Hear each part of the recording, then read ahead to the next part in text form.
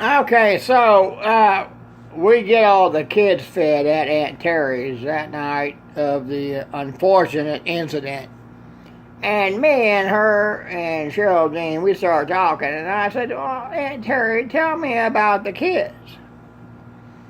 And she says to me, "Well, I have Harry Terry, John Terry, Mary Terry." And I'm like, in my head, I'm like, my God, I've heard this before.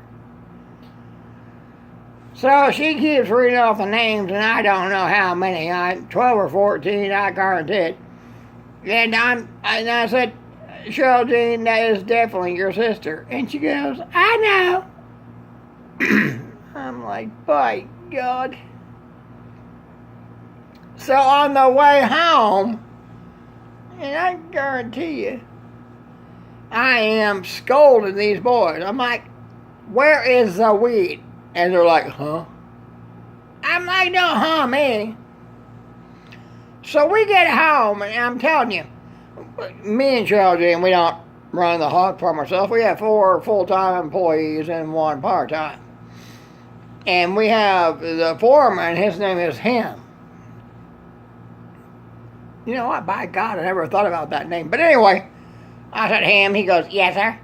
I said, "I want you and the boys to spread out and search every inch of this farm and find the weed." And he says to me, "Every inch?" I'm like, by God, did I say an inch? So 1 week went by, 2 weeks went by, 3 weeks went by, and Geraldine's like, "Why are we paying all this overtime?" I'm like, "Don't worry about it." And about week 4 and a half, he comes back to me and goes, "No weed, boss." I'm like, my God. So I got my ace in the hole, I guarantee you. I guarantee it. I have a buddy that's a canine officer on the sheriff's department. And I said, "Will you come and have your dog run through the house?" And he's like, "No problem." So he did.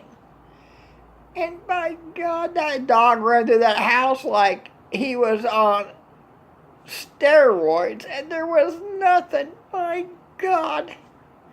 I'm telling you, I'm going to find the weed.